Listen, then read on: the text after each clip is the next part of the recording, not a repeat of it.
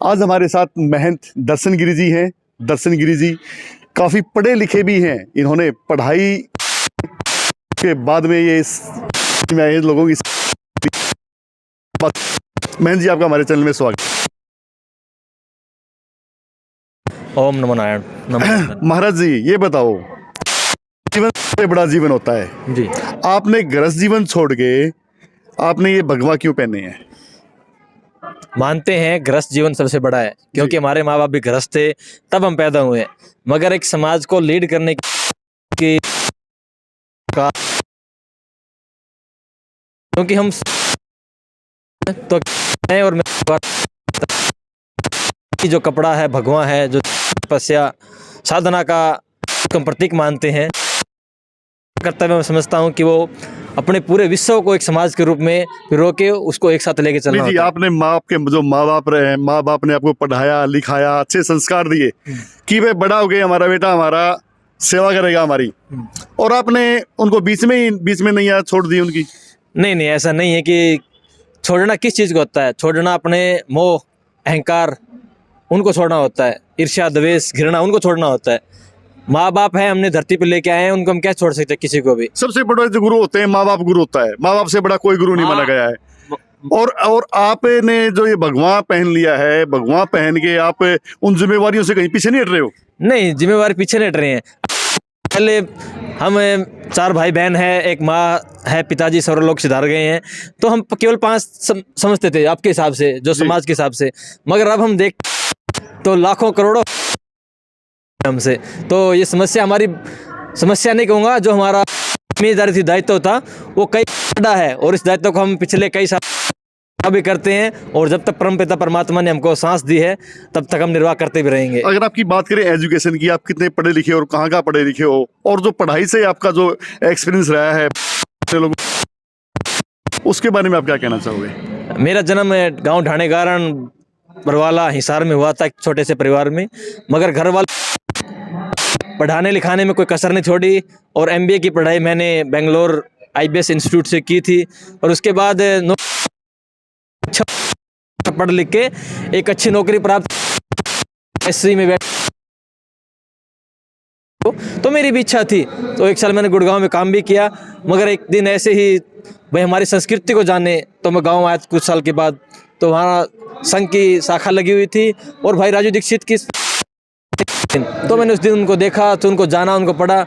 तो 5-7 दिन के अंदर मैंने उनको देखा और जाना कि हमारे समाज हम किस तरफ जा रहे हैं। अगर हम नौकरी कर रहे हैं तो हम केवल एक कंपनी लिमिटेड है, कुछ ही एम्प्लॉय तक लिमिटेड है। मगर हम जो समाज में समस्याएं हैं, चाहे पर्यावरण की हो, गौ माता की हो, किसानों की हो, विद्यार्थी हो, जो हमारे संस्कृति, हमारे संस्कार, वो विलुप्त से हो रहे हैं। तो मैंने 2014 में नौकरी छोड़ के और एक गौ माता से अपनी गौशाला शुरू की थी, उस पर शोध शुरू किया था। नहीं महाराज जी, मैं बीच में से आपको टोकना चाहूंगा। जो चकाचौंध की जिंदगी थी, जो शीशों के ऑफिस में बैठना था, आप बड़े अच्छे एजुकेशन हो, आपने उच्च शिक्षा प्राप्त की है, और बहुत अच्छे बड़े शहर जो बेंगलोर है, शिक्षा का हब माना जाता है, आपने वहां से शिक्षा ली। उसके बाद में जो चकाचौंध की जिंदगी छोड़ के दोबारा इस ऐसी जिंदगी में आ गए कि भाई मैंने तो भगवान पहन के सेवा करनी है। नहीं, देखो, चकाचौंध हम किसको बोलते हैं? आदमी के अंदर संतुष्टि होनी चाहिए, सुखी होना चाहिए, स्वस्थ होना चाहिए। मैं उसी आदमी को सुखी मानता हूँ।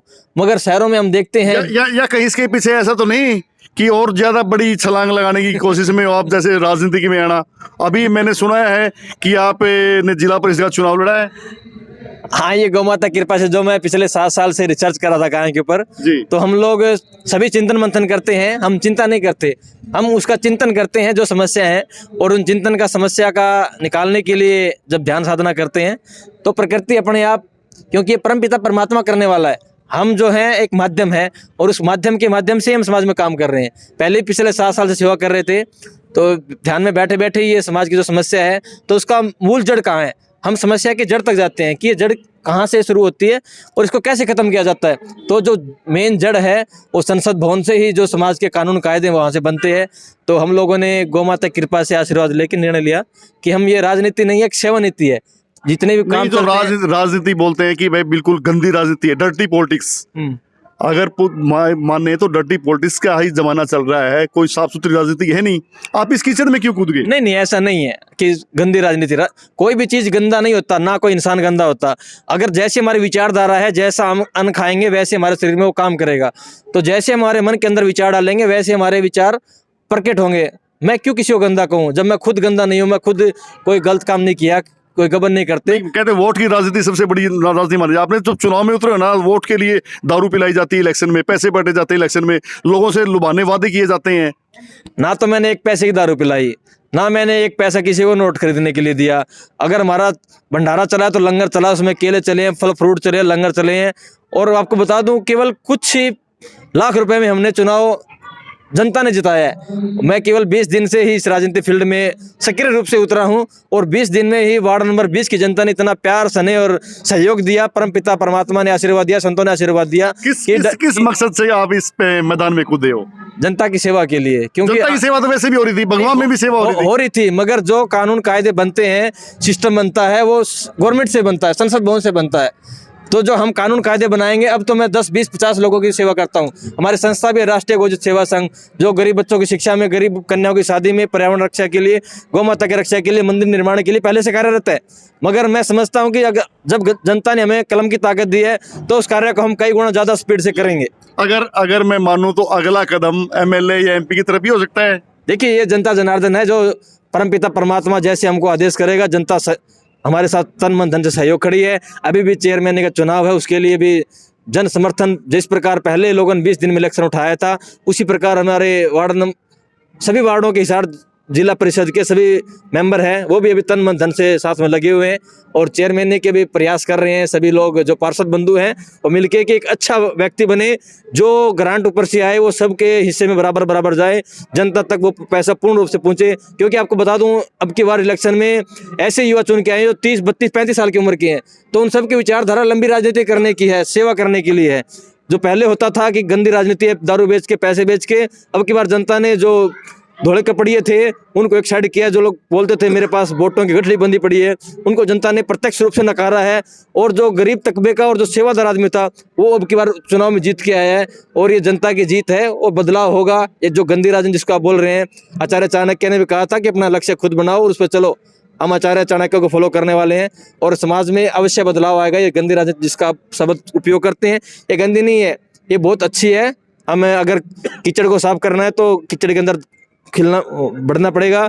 कमल का फूल जब भी खिलेगा उसके अंदर से अवश्य ही अच्छा सुधार निकलेगा। बहुत बहुत धन्यवाद जी। ये थे महंत, इन्होंने बताया है कि जो सफेद कपड़े पहनकर राजनीति करते थे अब उनके शायद दिन लग चुके हैं। अब भगवा पहनकर राजनीति जो कर रहे हैं उनकी बारी आने वाली है। और भगवाधारी बोलते हैं ना कि बीजेपी का जो भगवाधारी का जो टैग है, अब भगवाधारी सारे प्रदेश में शायद कमल खिलाने में जुटी हुई है। लेकिन ये तो आने वाला समय ही बताएगा कि प्रदेश की जनता इनको मौका देती है या नहीं। कैमरामैन सजन सैनी के साथ सुनील मान, न्यू इंडिया लाइव।